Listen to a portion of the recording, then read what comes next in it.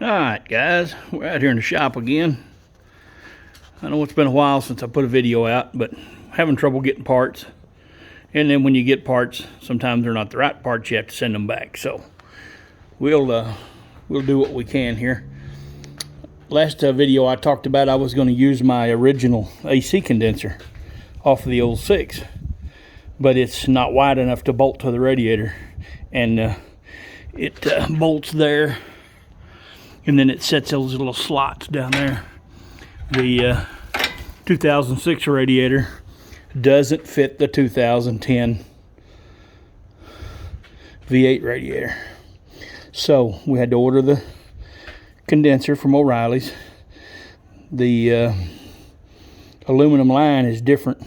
That's what I was trying to avoid, having to buy this line right here. It goes, because the way it's made, it's all one piece and it's hard to ship.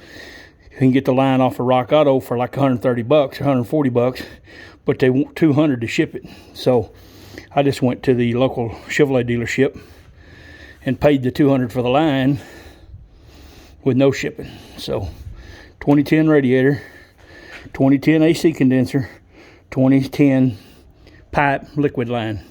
Also have from the compressor to the firewall is 2010, from the compressor to here is 2010.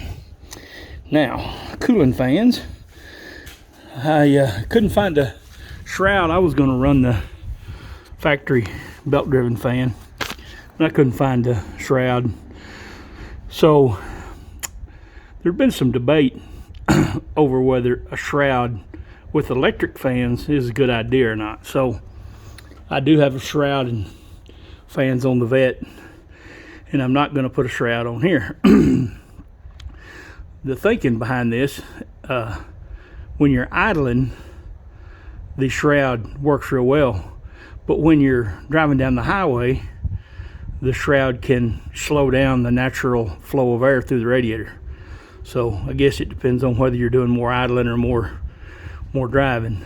So I would think this truck would be idling a short time, a red light or something like that, so it shouldn't be an issue. 4.8 shouldn't get hot anyway, and all of these 4.8s that I've seen in the full-size Silverado all have electric fans.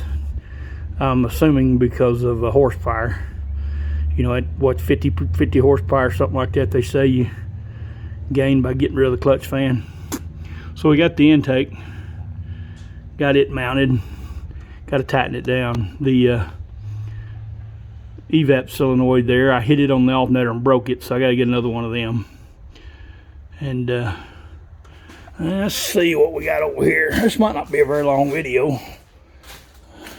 Okay, my i5 had rubber lines coming from the frame and connecting to here. So the Silverado had rubber coming from the motor to the frame. So we got rubber and rubber, but the truck was cut, so they're no good anyway. So we're gonna cut the metal line, put it on with these compression fittings, hook the factory, and all the fuel system will be stock i5 fuel system. This truck only has one line, does not have a return, so one of these is fuel and the other one is evap. They're the same size, so you just cut it with this little doohickey right here, put it on the line, tighten it, turn it, tighten it, turn it, keep going until you cut the line, put it together with the compression fittings. No big deal. This is the cross member that goes behind the rack and pinion. It's hitting the oil pan, so we're going to have to measure and whack a little out of that. Okay, that's about it, other than I was hoping this video was going to be a wiring harness video, but it didn't turn out that way. So I ordered my harness for Current Performance. They told me it's 12 to 15 weeks out. And then they said, we also need you to call us and give us a rear end gear ratio and tire size. Well, you know, one thing leads to another. Next thing you know, they're calling me, hey, we're ready to program your ECM. We don't have this information. So I said, okay, I'm not home. I'll get home and get it, call you back. So I got home, called Chevrolet dealership, give them the VIN number. 342 gears, what's in this truck. with a 4L60E transmission. So we got that, and we did order the wiring harness set up for 2 electric fans. I figured if I did the mechanical, I could just have a tuner shut off the electric, but we're going to end up going electric anyhow.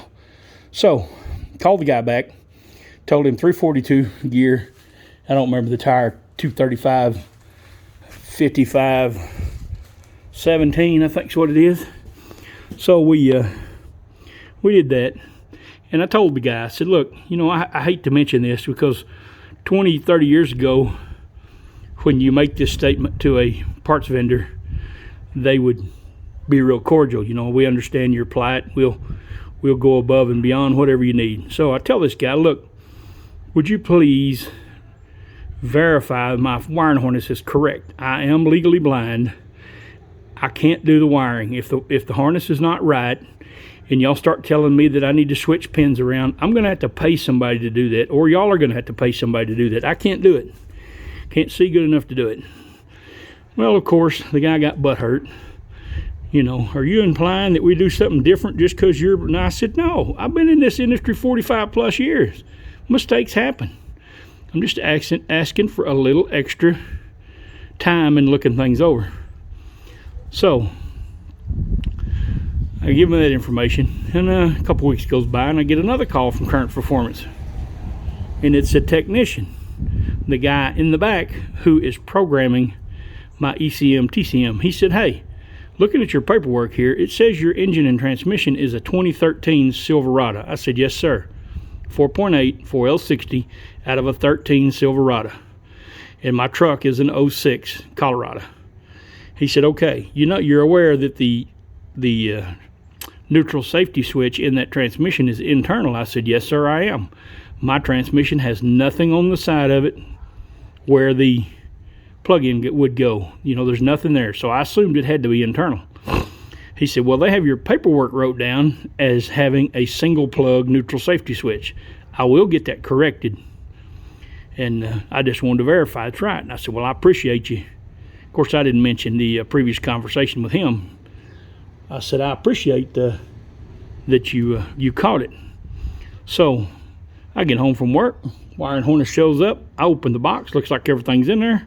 I'm cool. Had some things going. Been busy. Been lazy. So Monday night, this is Friday, Christmas Eve. Monday night, I lay the wiring harness out in the house, go through all my plugs, and lo and behold, I have a neutral safety switch plug. So Tuesday, I called them back, told them what the deal was, and the guy on the phone says, well, that's odd because we usually ask all of those questions. And I said, well, I told him the engine I was running, and I said, even at that, your technician called me back and explained that the mistake had been made, he'd get it fixed. So here's the harness that didn't get fixed. Well, let me go pull your paperwork. He gets back on the phone and he says, yeah, it's wrote all over the paperwork. Fix the plug. It just didn't get done. We'll email you a shipping label, send it back, and we'll fix it. I said, okay. That's all I asked. Appreciate your help. Guy was real nice. So we have no wiring harness. But we're about out of stuff to do. I got to do the lines that I showed you, the fuel lines. I'm going to put bolt the AC line from the firewall to the compressor and the aluminum line, bolt it all up. Then I'm going to put the transmission cooler lines in. And I don't know, maybe lower hose or something. Not really much I can do now until I get a wiring harness. I want to get the wiring harness, get the fans wired and all that before I put the top AC hose on. It'll be in the way. So that's where we're at. Here is ECM, PCM. They told me not to send none of that back. And here is the ignition. Anybody knows anything about this? Because I didn't get any paperwork. Maybe I'll call them and see if they have some kind of directions. I have no idea where these wires need to go. I've looked online. I don't see anything. They have a video from Trucks or Trucks U. But, you know, the guy says, you just run them in there, hook them to the fuse box. They don't say where they go, what they need to hook to, what needs power, what don't need power. Here is the EVAP. I mean the E85. I figure we might as well do E85. Didn't cost like 15 bucks, 20 bucks, something like that. I don't remember. It wasn't much. So, you know, whoever buys this truck, if you don't put a turbo on it, you're already ready for E85. And I had a hose here somewhere. I don't know what I do with my hose. Can't see. That's my problem with filming, is I can't see through the camera. And there's the hose that plugs up to the fuel rail, and then plugs up to that, and then the other fuel line plugs up to it. I've seen where a lot of guys say to put this in the return, but I don't have a return, so it's not going to be in the return. Still got to do disc brakes on pads on the front. I have a wire. I don't even know if I can show that to you. I have a wire that was, that's it right there. This thing was attached to the side of the 5-cylinder engine, and that's not going to work. So I'm going to have to do something with it, move it back out of the way. But looks about like it.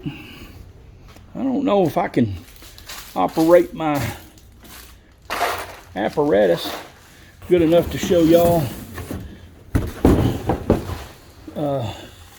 part numbers or not. This is the line for the aluminum line, and this is, I don't know, let's see, we can flip it around this way a little bit, maybe. And this, focus, and this is the, oh, there's a good part number. This is from O'Reilly's. This is the AC condenser. So that does y'all any good. I guess I could let you look at this line. I don't know if there's a part number on this thing or not. You can see. Come on, focus. There we go.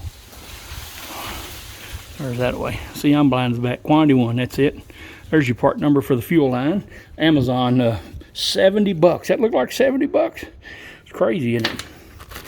And here is this thing. I guess it's, I don't know if that's a GM or who it is. Probably not. But I don't know if you can make that out or not. All right, that's about all I got for today. So you guys like, share, and follow, share it to your social media. Tell everybody you know. Hell, tell people you don't know. Just stop them in the street and tell them, hey, check this guy out. He needs help. And we are up to 194 subscribers, so we're plugging along, but some acceleration would be nice. Get up there closer to 1,000, or, you know, 2,000, or, you know, 100,000, whatever. But anyway, that's all I got for now. If you watch my shop liquidation video, absolutely no interest in no vehicles. And one guy commented on my Colorado and said that was a heck of a deal, but he probably thought it was going to be finished for that money. But anyhow, that's the way that goes. All right, I'm out of here. Merry Christmas. Happy New Year. Keep your loved ones close. You never know what's going to happen around here these days. Things are getting out of hand. See y'all later.